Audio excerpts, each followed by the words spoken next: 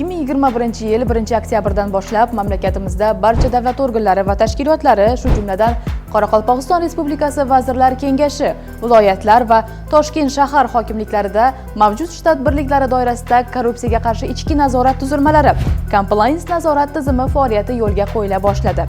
Nazorat tuzilmalarining asosiy vazifalari tashkilotning korrupsiyaga qarshi kurashish bo'yicha faoliyatini takomillashtirish, korrupsion huquqbuzarliklarni profilaktika qilish va ularga qarshi kurashish hamda tashkilotda aksil korrupsiya tizimining samarali ishlashini ta'minlash va nazorat qilish hisoblanadi.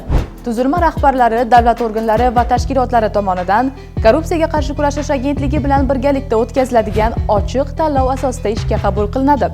Ularni lavozimdan ozod etish masalasi ham agentlik bilan kelishiladi. O'z faoliyatida bevosita tashkilotning birinchi rahbariga yoki kuzatuv kengashiga bo'ysunadi. Nazorat tuzilmasi faoliyatining natijadorligi tashkilotda korrupsiyaga qarshi kurashish tizimining samaradorlik va maqsadli ko'rsatkichlariga erishish natijalariga asosan baholanadi. Ushbu maqsadli ko'rsatkichlar esa tashkilotning birinchi rahbari tomonidan tasdiqlanadi. Faoliyat samaradorligining maqsadli ko'rsatkichlariga erishish ustidan nazorat korrupsiyaga qarshi kurashish agentligi tomonidan amalga oshiriladi.